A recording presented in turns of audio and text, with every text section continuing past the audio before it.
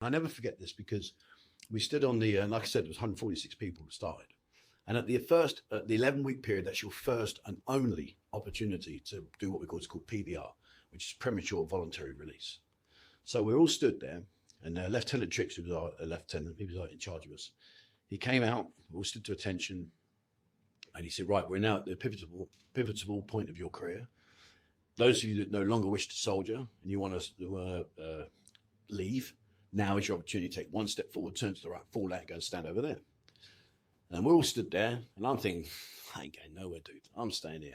I'm in this for the long haul. I won't quit. Locked in. And loads of people stepped forward, and they were like, right, over there.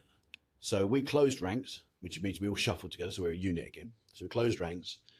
These guys were all stood over there, and Sergeant Ibbotson, his name was, Colour Sergeant Ibbotson. I'll never forget these people. You know, I'm talking now, what, 30 odd years ago, 40 years ago. He stood in front of us. And he said, at ease. So we stood at ease. He said, right, he said, take a look. Take a long, hard look at those weak individuals over there. He said, take a long, hard look. And we were looking at them like, yeah, okay. He said, how weak are they? He said, they haven't got the minerals that you guys have got. You are part of the British Army. They are no longer. We were like, stood there thinking, yeah, look at us. Look at them weaklings over there. He said, right now, face the front. We all stood face to face. Right, I said, you have got 1 minute. Get upstairs. Red PT vest, denims, boots, let's go now. We were like, oh, okay. So we ran in, got our PT vest, come down, put us into a unit. He said, right, turn to the right, and let's go. And we ran from where our barracks was in Peninsula Barracks, all the way up to Worthy Down to where the ranges were. And the whole time that we ran that, it was about 3.5 miles. But the whole time we ran, all they kept screaming was, you're ours now, you're going nowhere, you are now ours, and this is going to hurt. And we were like, oh no, what have we done? Why did I not leave? Oh my God, like this really nice guy is now a complete different person. He's shouting and screaming at me and beasting me. Oh man, it was horrific. But it was the start of the career. It was brilliant. I loved it. You know, at the time I didn't, but I look back now, I think that's amazing. That's amazing. Do you have any like quotes or statements that you took from the army that have shaped you now, that you hold on to? I wouldn't say quotes, but I think what the army taught me was never say never. Never say never. You know, you might think you can't do something, but if you set your mind to it, and if you give it the best of your ability and you learn and you do the right thing, there's a strong chance you will succeed. And then whatever you think you can't do, you know, things like confidence testing, walking along a ladder that's like 50 meters in the air, and you hold on by a little bit of rope and you think, oh God, I can't do this. Oh no, you can. You just don't believe you can do it. But you just got to try and train your mind to say, come on, let's do one step at a time. Don't look at the far end. Look at what's in front of you. Present. One bit at a time, yeah. And so the army restructured my thought process and just gave me the confidence and belief that, you know, with the right attitude, with the right surroundings, the right encouragement, you can pretty much achieve most of the things you want. Yes. So looking back at the boy/man that was before you went into the army, Yeah. and that was when you finished, what are some of the character traits that the younger version of you was missing from after you picked up those traits in the army? Well, the army taught me discipline. It taught me structure. You know, the understanding of, you know, you got to be on parade at 8 o'clock in the morning. You're there at 7:30. You know, you're not 10 minutes late. There's no such word as late in the army. You can't be late. But it taught me discipline. It taught me to respect people, respect the opportunities I have in my life. You know, I traveled around the world with the army. I boxed in the army. It was fantastic. So, you know, I went to Germany, Canada. I went to Jamaica. I went back to England, Gibraltar. You know, I had some fantastic traveling moments. And so the army just, you know, when I was young, I had no respect. I just didn't care. I was not interested. And when I came out of the army, I was a proud young man. When I went in the army, I was a complete and utter disgrace to society. And I really was. If I was the father of me, I'd be ashamed. I'd be ashamed of what I was. But now, you know, I look at myself now and, you know, my life's been a completely different path, and one that I can only be grateful for. Do you have any stories that you'd like to share with us while you was growing up that you went through? What, as in like my naughty times? Yeah. Oh man, I've got so many. God, yeah. I mean, I blew my neighbour's window out with an aerosol can. Oh yeah. I robbed my next door neighbour, who was a policeman. So I stole his VCR. So I was playing. So I was mucking about with her friend, and sorry, Steve, but my mate Stevie Ed, me and Steve, we were just two thick as thieves. We were terrible together, and Rich Thomas as well. But yeah, we were playing cricket on the side of my house with a bit of wood and a tennis ball.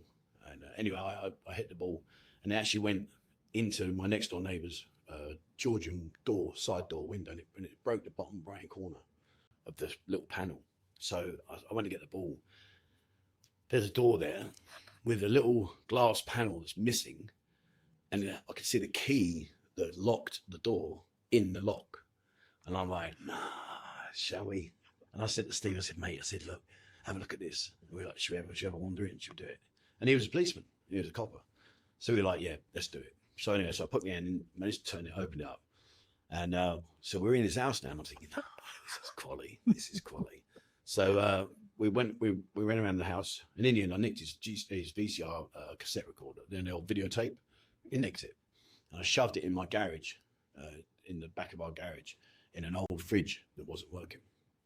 So I've stolen his VCR, and went back to my house, and I'm thinking, oh, damn, and, you know, you've done it now. I can't go back and plug it back in. I've done it now. So of course, like you said, you live that moment for that euphoria, that sense of, oh yeah, let's do it. So I did it. And then I sat, I thought, Trev, you idiot. He's a copper. Of all the people that you've nicked from, you've just now burgled your next door neighbour and nicked his VCR. So I was like, oh, now what? I know what I'll do.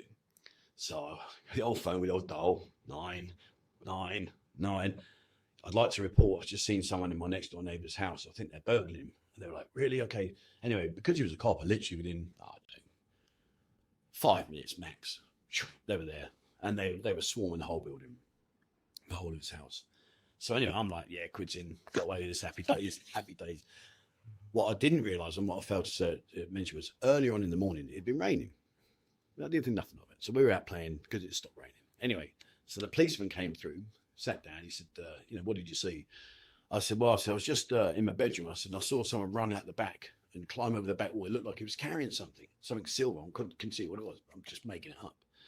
That was it. So they left. And I'm thinking, yeah, get in there. Oh, I'm well away now. Well away. This is easy. And about a week later, my mum had remarried.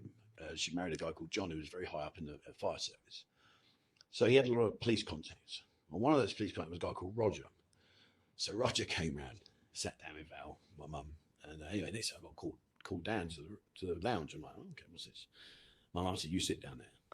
And my mum, she had that face. And when she pulled that face, you knew you were in deep, deep trouble. And she said, you sit down. Oh, okay. And Roger said to me, Trevor, he said, just want to go through something with you very quickly. He said, because I'm not sure.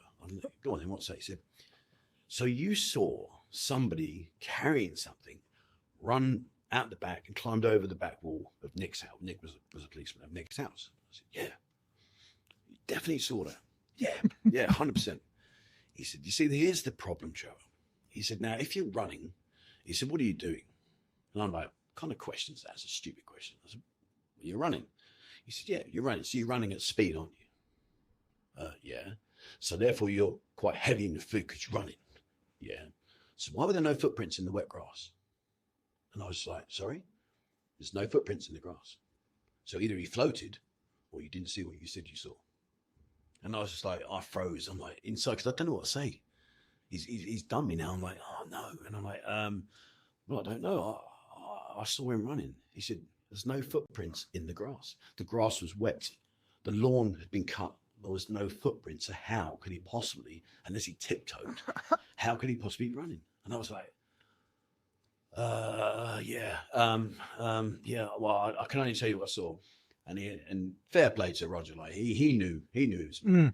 But he just said to me, he said, Trevor, he said, I suggest you think very clearly and very hard about your actions. He said, Val, I'll leave you with that. He went out the door, my mum chinned me. She full on water, bang. Jesus Christ. I can't believe you've done that. Mum, I told you lied to me. She went ballistic, absolutely nuts at me.